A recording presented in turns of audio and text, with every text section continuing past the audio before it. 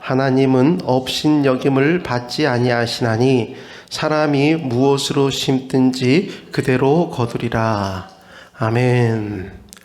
우리의 사람은 영과 혼과 육으로 구성되어 있습니다. 근데 이 혼이라는 게 우리 마음 또 그리고 정신이라고 볼 수 있는 영역인데, 이 혼이라는 것은 우리의 육신에게도 영향을 주고 영에게도 영향을 주는 것이죠. 만약에 우리의 정신과 마음이 굳건해져서 우리의 몸을 그대로 움직이고자 한다면 그렇게 될 수 있고, 우리의 마음 생각 가운데 예수님을 믿기로 결정하고 주님 은혜를 구하고 성령을 간절히 사모하면 영으로도 충만하게 됩니다. 우리가 세상에 태어나서 학교에 다니면서 많은 지식도 배우고 많은 과목의 그런 정보를 습득하게 됩니다. 그런데 이 일반적인 교육에서는 그런 부분이 많이 없지만 성경 교육이나 말씀 교육을 통해서는 우리는 어떻게 하면 영적으로도 건강하고 육신도 더욱더 건강하게 살아갈 수 있을까, 이런 부분에 대해서 함께 배우는 것이죠. 물론 세상적인 교육 가운데서도 마음과 그리고 육신에 대한 건강과 그리고 방향성에 대해서 알려주기는 하지만 하나님의 형상 그리고 영의 세계에 관해서는 오직 예수님을 믿고 성경을 통해서만 건강하게 제대로 배울 수가 있습니다. 그래서 지금 이렇게 말씀드린 이유가 뭐냐 하면, 우리 생각과 마음 가운데 어떤 정보를 가지고 있고 그 지식을 통해서 내가 어떤 마음을 갖고 살아가는가, 이게 매우 중요하다는 것입니다. 지식이 그냥 머릿속에만 있으면 되는 것이 아니라 우리의 삶 가운데 적용되어야 되는 부분이 있어야 된다는 것이죠. 성경 말씀 자체도 사실 처음에는 지식으로 다 배웁니다. 지식으로. 이런 내용이 있구나. 이 내용을 통해서 이런 영적인 교훈을 주구나. 근데 더 나아가서 그런 영적인 교훈이 나에게 왔다면 나는 과연 어떻게 살아야 되고, 그대로 살기 위해서는 나는 어떤 마음가짐과 어떤 삶의 행동을 해야 되는가, 여기까지 나아가야지 된다는 것이죠. 그래서 우리를 잘못된 옛사람의 습관에서 거듭난 새 사람으로 변화시킬 수 있는 첫 번째 우리가 해야 될 게, 하나님의 건강한 말씀 그리고 영적인 말씀을 제대로 많이 듣고 그리고 간직하고 마음에 새기고 살아가야 되는 것이죠. 그래서 이 수요예배 때 함께 나누는 여러 가지 생각들 그리고 이런 책들에 나온 내용들이 제가 볼 때에도 건강한 영적인 생각이 바탕이 되니까 그런 내용과 그리고 영적 건강함, 마음의 건강함, 그런 내용들을 우리가 요즘에 주로 보고 있는데, 성령과 기질, 예를 들어서 우리는 지식적으로 많이 배웠습니다. 다혈질에 대해서도 배웠고, 그리고 또 담즙질, 우울질, 또 그리고 점액질에 대해서 배웠죠. 그래서 나는 어떤 성향을 더 많이 갖고 있는가, 나에 대한 약점과 장점이 어떤 것이 있는가, 그것에 대해서 알게 됐습니다. 그리고 그 단점을 우리가 변화시키기 위해서, 기질은 변화가 된다고 말씀드렸는데 변화시키기 위해서는 내 힘과 능력으로는 안 된다. 성령님께서 도와주시고 인도해 주시고 변화시켜 주셔야만 이 모든 것들이 가능해진다고 말씀드렸죠. 그리고 모든 기질마다 성령님과의 관계에 있어서 가로막고 있는 부분들이 있는데, 그게 저번에 배웠던 게 첫 번째로는 분노가 있고, 그리고 두 번째로는 두려움이 있고, 오늘까지 우리가 또 함께 나누는 우울증이 있고, 그리고 또 다음번에 배우게 될 바로 이기적인 마음, 그런 것들이 성령님의 역사를 계속해서 이렇게 발목 잡게 된다, 이렇게 말씀을 드렸습니다. 그렇다면 또 여기서도 그러면 나는 쉽게 분노를 느끼는 사람인가? 왜 그런 것들이 발생하고 있지? 나는 어떤 상황 가운데 두려움을 느끼고 그 두려움 가운데 계속 살아가고 있는가? 또 그리고 나는 어떤 때 우울해지고 이 우울증의 원인이 되고, 그를 통해 가지고 우리가 치르는 대가가 무엇인가? 우울증을 해결할 수 있는 방법은 무엇인가? 이런 부분에 대해서 여러분들 각자가, 우리가 내용은 똑같이 함께 듣지만 서로 내가 갖고 있는 지식이나 삶의 환경에 따라서 배우는 것들이 다르게 적용되는 부분도 있고 동일하게 적용되는 부분도 있을 것입니다. 그래서 이게 말씀을 계속 듣고 지식도 배우지만 자기의 삶에 이 말씀을, 이런 내용들을 갖고 와서 자기 자신을 먼저 바라봐야 된다는 것이, 내가 지금 건강하게 살고 있는가, 영적인 부분도 그렇고, 그리고 또 정신, 마음, 혼적인 부분도 건강하게 살고 있는가, 육신적인 부분도 건강하게 살고 있는가, 내가 선한 마음이 있으면 그게 내 몸과 내 행동에 어떤 영향을 주고 있는가, 또 그리고 내 영 가운데 진짜 주님을 사랑하고 의지하고 성령 충만함을 구하고자 하는 마음이 절실하게 있고 진실되게 있는가, 이런 것들이 어우러져서 믿음이 성장하고 신앙이 성숙하게 되는 것입니다. 그래서 지금 우리가 또 유인물을 보면서 함께 나아가고자 하는데, 우울증 그 원인과 치료법에 대해서 우리가 지금 세 번째 시간을 갖습니다. 우울증의 기본적인 성향 여러 가지들이 있죠.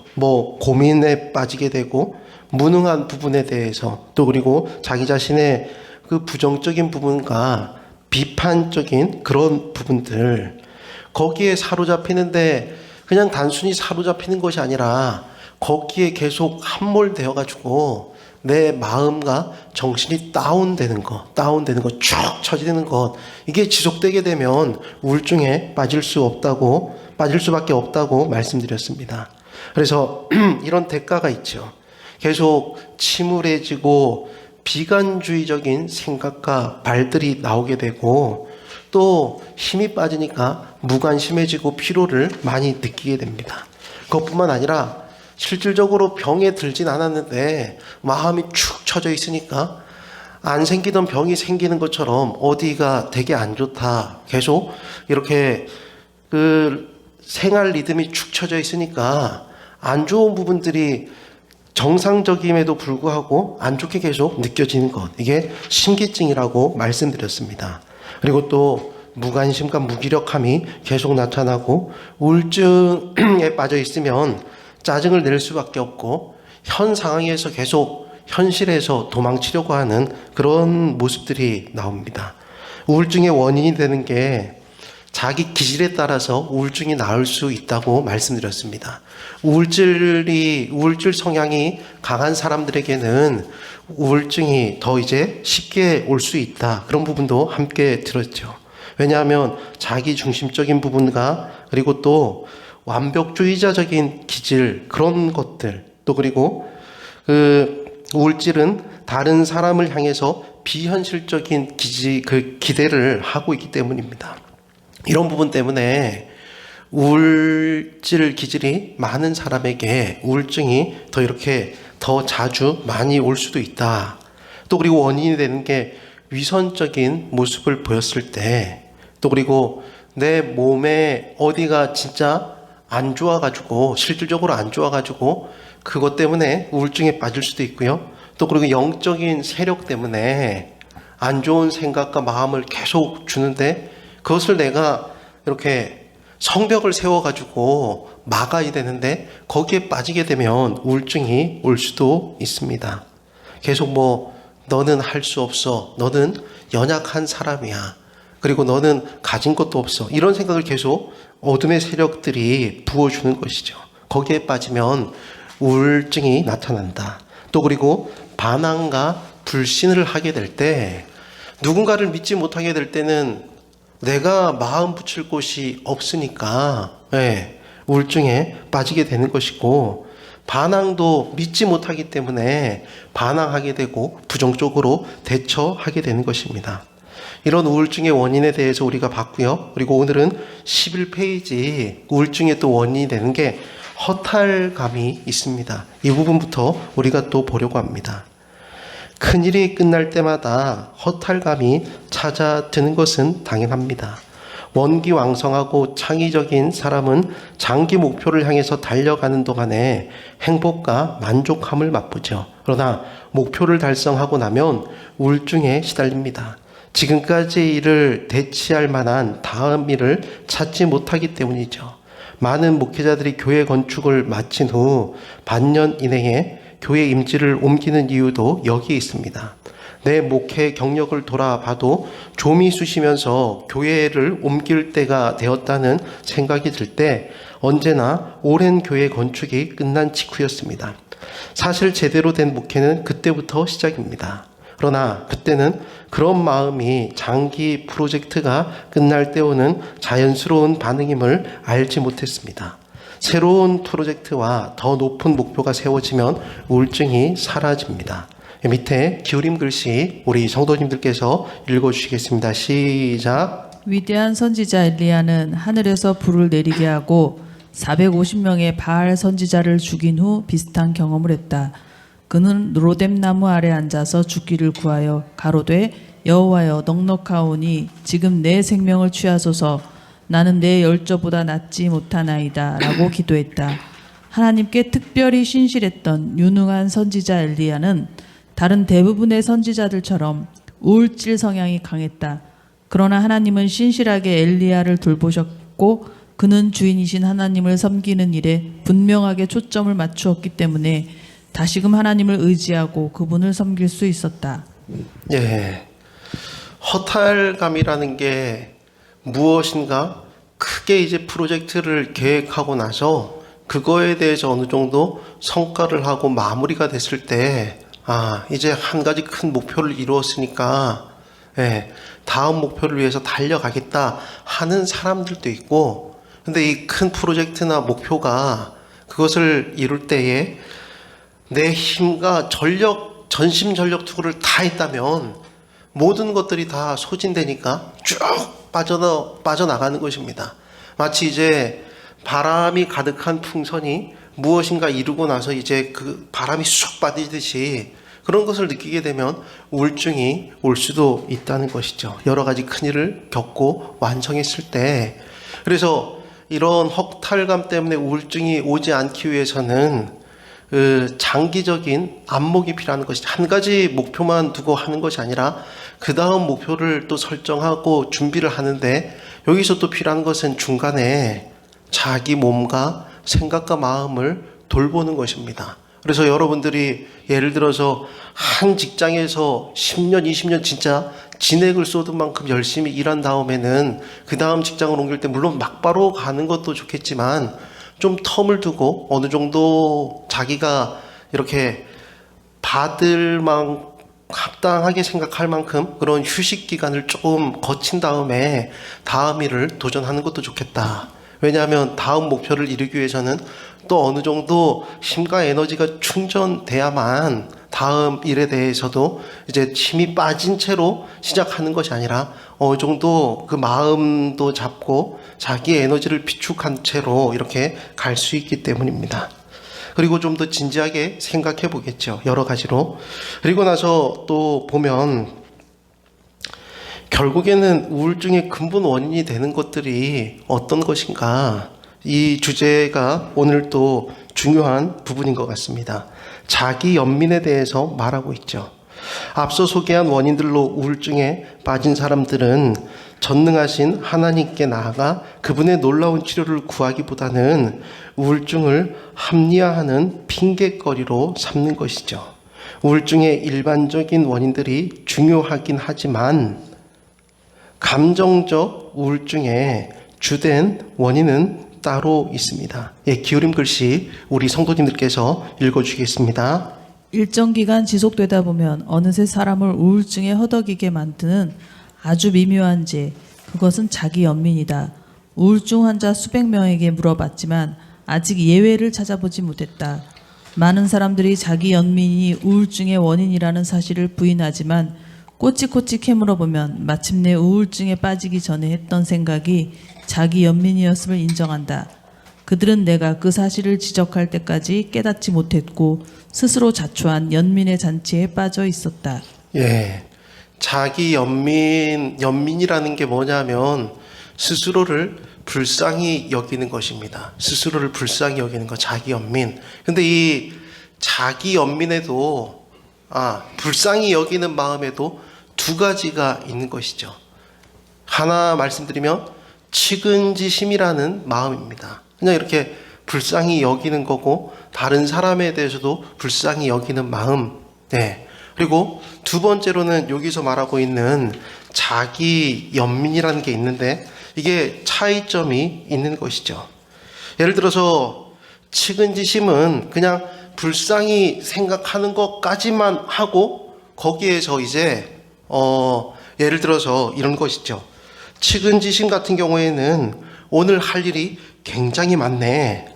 내가 참 불쌍하다. 그러면서 여기까지 딱 불쌍히 여기고 오늘 하지만 힘내서 해보자. 이런 게 측은지심의 마음이라면 자기연민 같은 경우에는 일이 많네. 내가 참 불쌍하다. 여기까지는 똑같습니다. 근데 측은지심에서는 긍정적으로 나왔죠. 아, 그러니까 오늘 열심히 힘내보서 잘해보자. 근데 자기연민은 이런 것입니다. 아, 일이 많고 오늘 내가 참 불쌍한데 내가 금수저가 아니라 흙수저로 태어나가지고 참 불쌍하다. 또 가난한 집에서 태어나니까 너무 일이 많은 게 힘들다는 것이죠. 가난한 집에서 태어났다는 거 다른 말로 하면 무슨 말입니까? 부모를 잘못 만났다는 것이죠. 네. 그래서 측은지심은 그냥 불쌍히 여기는 생각만 딱 그치고 나서 어쨌든 간에 다시 힘을 내서 해보자 이런 쪽으로 선택할 수 있는데 자기 연민에서는 선택하는 게 없습니다. 불쌍히 여기고 나서 왜냐하면 지금 내가 받고 누려야 하는 것들을 어떠한 외부적 사정에 의해서 받고 누리지 못했다. 그것 때문에 내가 참 불쌍하다. 그렇게 생각하는 게 자기 연민이라는 것입니다. 그러니까 내가 사람을 잘못 만나가지고 이렇게 되었다. 내 상황 가운데 지금 돈이 없어가지고 너무 힘들어서 이렇게 되었다. 누군가 아니면 사회가 아니면 상황이 나에게 어떤 해를 가했기 때문에 내가 물리적으로나 정신적으로나 물질적으로 불쌍하다. 이런 의미를 가지고 있는 게 자기 연민이라는 것이죠. 그러니까 자기 연민은 계속해서 누구 때문에 그러면서 이 부정적인 생각이 꼬리에 꼬리를 물고 오면서 그 앞으로 잘해볼 생각은 거의 없고 그냥 그 상황과 환경과 그 사람 때문에 이렇게 이유를 대면서 계속해서 다운되고 축 처지는 것입니다. 부정적인 생각이 꼬리에 꼬리를 물고 오니까 스스로 불쌍한 늪에 빠지게 되는 것이고 거기에서 벗어나기가 참 힘들다는 것이죠. 근데 지금 여기서 말하는 것처럼 우울증의 원인이 되는 게 여러 가지가 있었습니다. 허탈감도 그렇고 반항과 불신, 마귀, 신체적인 문제들, 위선, 그리고 기질적으로 우울증에 빠질 수 있다. 그런데 자기연민 같은 경우에는 이제 그 감정적으로 자기 스스로가 부정적인 생각과 이렇게 현실에 살아가는데 이렇게 된 이유가 무엇인가 다른 이유를 찾아가면서 스스로를 그렇게 불쌍히 여기는 마음을 갖게 되니까 문제가 된다는 것이죠. 그리고 모든 우울증 앓던 사람들이 이 자기 연민이 결국에는 뒤에 가면 다 있었다. 그렇게 이야기하고 있는 것입니다. 그래서 여기서도 지금 여러분들이 기울임 글씨에 대해서 읽었을 때 우울증에 빠지기 전에 했던 생각이 자기 연민이었음을 알게 되었다는 것이죠. 그들은 내가 그 사실을 지적할 때까지 깨닫지 못했고 스스로 자초한 연민의 잔치에 빠져 있었다. 이렇게 이야기하고 있습니다. 네. 이어서 보면 맥밀런 박사는 많은 신체 질병들이 시기, 질투, 이기심, 야심, 좌절, 분노, 적개심과 증오의 결과라고 지적한 후에 이렇게 말합니다. 질병을 낳는 이런 감정들은 자아를 부추기고 보호하는데 모두 이기심이라는 한마디로 요약될 수 있다는 것이죠. 그의 말을 좀 더 들어보면 툭하면 지나간 슬픔과 모욕에 몰두하는 것은 잘못된 적응 방식입니다. 그로 인해서 마이크 좀 방향을 반대로 해주시면 감사드리겠습니다. 그로 인해서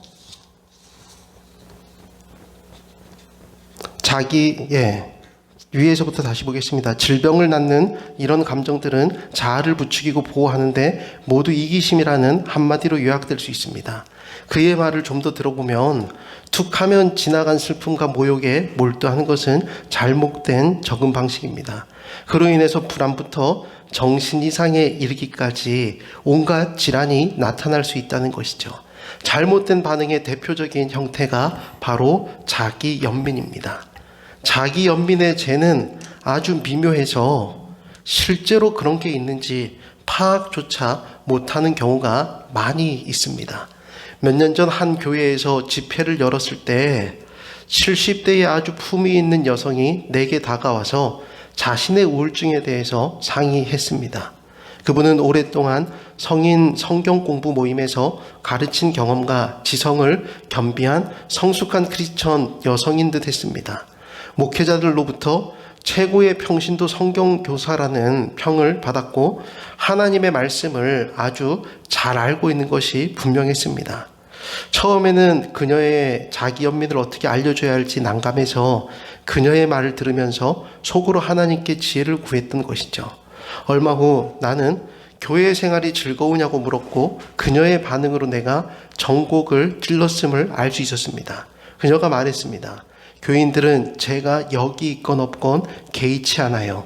살갑게 대하는 사람도 없고요.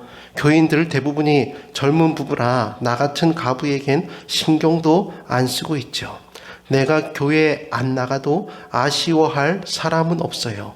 주일마다 교회에 와도 아무도 말을 걸지 않을 때가 많아요. 그러니까 이 여인이 갖출 건 다 갖추었는데 자기 스스로 교회 사람들이 그렇게 해주지 않아가지고 계속 자기도 모르는 사이에 그게 우울증의 모습이었는데 처음에는 잘 몰랐다가 이 상담을 하고 나서 오가는 대화 가운데 지금 자기 연민에 빠져 있구나.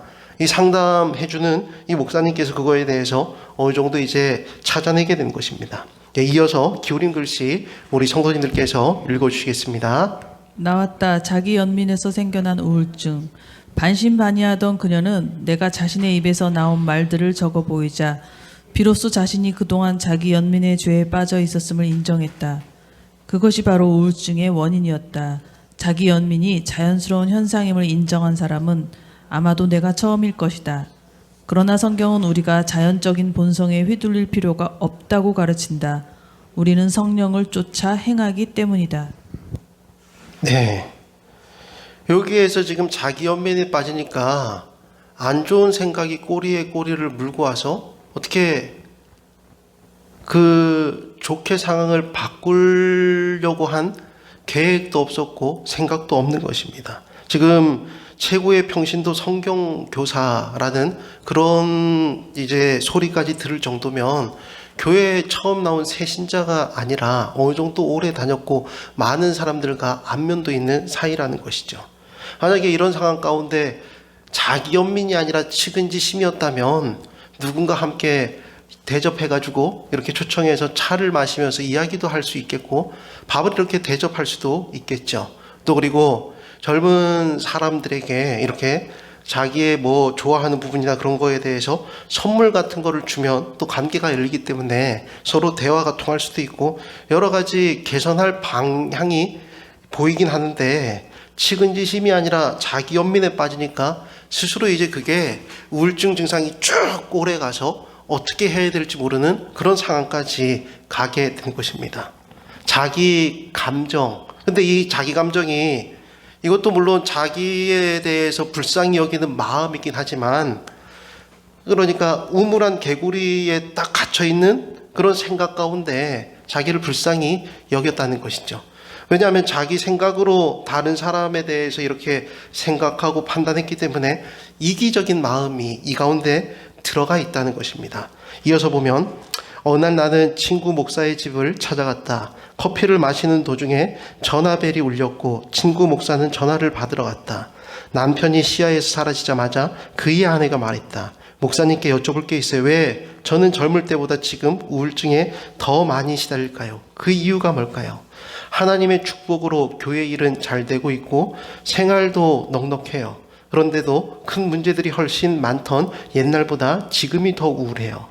나는 좋은 친구를 잃고 싶지 않아서 마지못해 물었습니다. 그 이유를 정말 알고 싶으세요? 그녀가 예라고 대답합니다. 썩 고상한 이유는 아닙니다. 추하다고 봐야겠죠. 그녀는 굽히지 않습니다. 그게 뭐든 상관없어요. 우울증의 원인을 알고 싶어요. 나는 최대한 부드럽게 그녀가 자기 연민의 죄에 빠져 있다고 알려주었습니다. 그때 그녀의 얼굴에 나타난 당혹감은 결코 잊지 않을 것 같습니다. 내가 그녀의 뺨을 때렸더라도 그렇게 반응하진 않았을 것입니다. 다행히 나는 그 전에 대화에서 자기 연민에 해당하는 예를 내가 이야기해 줄 수 있었습니다. 좀 전에 그녀는 내게 교회 교육위원회 회장이 마음에 들지 않는다고 이야기했었습니다.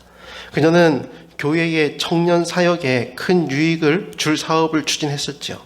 그 사업이 장래 선교사 지원자와 관계된 것이라 선교위원회에 이렇게 먼저 그 의견에 대해서 올렸습니다. 선교위원회에서는 예산이 드는 사업인지라 재정위원회로 그 제안을 또 넘겼고요. 재정위원회에서는 교회 영성과 관련된 문제라는 이유로 그 제안을 집사회로 넘겼습니다. 그 다음 그 제안은 각 지회에서 선출된 자문위원들의 토의를 거쳤고 마침내 전 교인의 만장일치로 이제 공회에서 통과가 되었습니다. 모두 기뻐했죠. 모두가 오랫동안 기도했고 하나님이 그 프로그램을 써주시길 기대했습니다. 그런데 바로 그때 문제가 터진 것이죠. 교회 교육위원장이 그녀를 찾아와 따지고 들었던 것입니다. 사모님과 목사님이 언제나 교육위원회를 무시하시는 이유를 알고 싶군요. 교육위원회가 필요 없다고 보시는 건가요? 그럼 전 그만두겠습니다. 그녀는 그때 무심코 교육위원회를 건너뛰었음을 알았다고 했습니다. 그래서 나는 당시 그녀의 생각을 한번 추측해 보았는데 사모님은 이런 생각을 하셨을 것입니다. 이 사람이 뭔데 교인들이 만장일치로 지지한 사업을 가지고 날 비판하는 거야. 일을 제일 많이 할 사람은 바로 나야. 안 그래도 벅찬 일정에 또 다른 부담을 떠안는 건데 이게 무슨 푸대접이람? 이 사람은 주님의 일보다 자기 위치에 더 연연해 하는군. 다음 날도 사모님은 비슷한 연민에 빠졌을 테고 이제 그 열매를 수확하고 있는 것입니다. 비온 뒤 햇볕이 나는 것처럼 자기 연민에는 우울증이 따릅니다. 그래서 갈라디아서 6장 7절 사람이 무엇으로 심든지 그대로 거두리라고 가르치고 있는 것이죠. 자기 연민에 씨를 뿌릴 때마다 우울증이라는 열매가 맺히고 있는 것입니다. 그러니까 이 자기 연민 때문에 우울증을 알고 있는 게 처음에는 잘 발견되지 않는데 여러분들이 계속 다운돼 있고 그리고 또 그것 때문에 삶 가운데 기쁨이 사라지고 감사가 사라지고 우울해졌다면 여러분들은 내가 혹시 배우자를 잘못 만나서 그런가?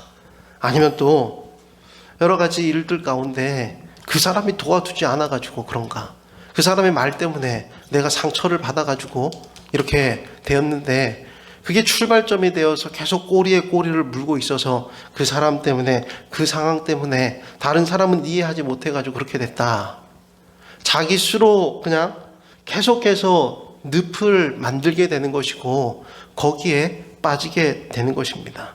근데 이기적인 마음이 거기에 어느 정도 들어가서 스스로 그냥 객관적인 사실도 파악하지 않고 그리고 선택의 여지가 없이 더 좋게 발전할 수 있음에도 불구하고 마음의 문을 점점 닫게 되는 것이죠.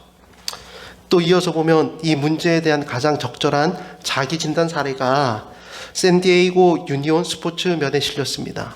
왕년에 탁월한 커터백이자 북아메리카 프로 미식 축구 리그에서 손꼽히는 유명 감독이 돌연 감독직을 사임하면서 스포츠계는 들끓었습니다. 훌륭한 팀이었고 탁월한 커터백이 있었고 그래서 많은 사람들은 그 팀이 그의 슈퍼볼에 진출할 것이라고 예상했었습니다. 미국에 미식 축구가 있는데 슈퍼볼은 이제 가장 큰 리그 가운데 하나입니다. 그러나 상황은 안 좋게 돌아갔고 강팀에게 승리를 거두었지만 약한 팀과의 경기에서 몇 번 정도 패하고 말았습니다. 돌연 감독직을 사임한 그는 이제 자취도 감추고 크게 잠수를 탄 것이죠. 그러나 구단주, 선수들 그리고 다른 감독들의 간청으로 그는 마침내 생각을 바꾸어서 감독으로 복귀했습니다. 나중에 그는 기자들과의 인터뷰 자리에서 이렇게 말했습니다. 마지막에는 나는 이대로 포기할 수 없다는 생각을 했습니다. 처음부터 그 생각을 했어야 하는데 말입니다. 난 평생 포기할 줄 모르는 삶을 살아왔습니다. 그러나 그때는 포기하려고 했습니다. 제정신이 아니었죠. 언제 감독직에 복귀하기로 결정했느냐는 질문에 이렇게 답했습니다. 자기 연민이 멈추었을 때 제정신이 들었다는 것이죠. 그러니까 자기는 어느 정도 이렇게 많은 전적도 가지고 있고 잘할 수 있었는데 여기는 나오진 않았지만 선수들을 탓하고 다른 사람들을 탓했던 그런 마음들, 그런 마음들이 지속되고 결국에는 부정적인 생각이 꼬리에 꼬리를 물고 일어나서 그냥 때려치울란다 그러면서 자취를 감추게 된 것입니다. 이게 자기 연민 때문에 스스로 그냥 모든 것을 다 단절하고 아무도 안 보이는 그냥 깊은 산속에 들어가서 숨어 사는 것처럼 그런 모습으로 보였다는 것이죠. 이어서 기울인 글씨 우리 성도님들께서 읽어주시겠습니다. 이 미식축구 명감독처럼 자신의 나약한 감정을 직시하고 그것을 우울증의 원인으로 진단할 수 있는 사람은 복되다. 그것으로 이미 싸움의 절반은 이긴 셈이다. 일단 자기 연민이 우울증을 부르는 엄연한 죄라는 사실을 이해하면 하나님께 나아가 치료를 받을 수 있다. 자기 연민에 대한 치료법은 두려움과 분노, 그 외 인간의 다른 약점에 대한 치료법과 동일하다. 한 가지만은 분명합니다. 모욕을 당하거나 다치거나 거절을 당할 때에 자기 연민에 빠져들면 우울증이 찾아온다는 것이죠. 모욕을 당하거나 다치거나 거절을 당할 때 불쌍히 여기는 마음이 생기는데 모든 것을 자기 안이나 그런 것에서 찾으려고 하는 것이 아니라 상황과 환경과 사람 탓을 하는 경우에 참 되는 일이 없다. 사실 어느 정도 자기 연민에 얼마나 오래 빠져 있는가에 따라서 우울증의 강도가 달라집니다. 그러나 자기 연민의 죄를 회개하고 믿음으로 하나님의 하나님 되신가, 그분이 우리 삶에 베푸실 은혜를 감사하기 시작하면 우리는 승리를 거두게 될 것입니다. 불쌍히 여기는 마음, 긍휼히 여기는 마음, 자기 자신에게도 있을 수 있고 다른 사람에게도 그 마음을 우리가 줄 수도 있는데 그걸 통해 가지고 더 힘을 내고 하나님의 은혜를 구하는 사람이 있고 반대로 부정적인 생각이 꼬리에 꼬리를 물고서 내가 불쌍하게 된 이유는 그 사람이 도와주지 않았기 때문에, 그 상황이 나를 따라주지 않았기 때문에, 그런 생각이 꼬리에 꼬리를 물게 되면 스스로 우울증이라는 늪에 빠질 수 있다는 것입니다. 하나님께서는 근데 우리를 하나님의 자녀로 불러주셨고 믿음으로 살게 된다면 믿음의 역사가 반드시 일어난다고 주님께서 말씀해 주셨고 약속해 주신 것이죠.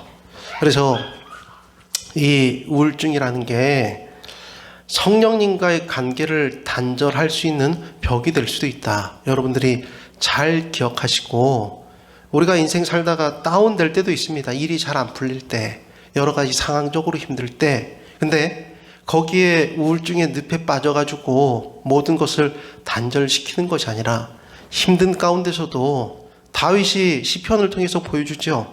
하나님 앞에 나와서 도와달라고 이야기하고 내 상황을 불쌍히 긍휼히 여겨달라고 기도하면서 믿음의 삶을 살고자 하나님께 나아갔을 때 그 힘든 고백과 아픈 것들이 어떻게 바뀌어지냐 하면 하나님은 위대하시고 하나님은 나의 모든 것 되시고 반석이십니다. 나의 힘과 능력이 되십니다. 상황 가운데 빠져 있으면 힘들 수밖에 없지만 나와 함께 계시고 아버지 되시는 하나님을 바라보고 하나님이 누구신가, 예수님이 누구신가 고백할 때 힘든 상황과 우울증적인 부분과 두려움과 분노 같은 것들이 사라지게 되고 믿음으로 살아갈 수 있는 힘을 누리게 됩니다. 사랑하는 성도 여러분, 저와 여러분들이 인생 살아가면서 성령과의 관계를 단절시키는 이 부분에 대해서 잘 기억하시고 믿음 가운데 승리하고 기쁨과 감사가 넘치는 삶이 되기를 주 예수 그리스도의 이름으로 축원합니다. 아멘.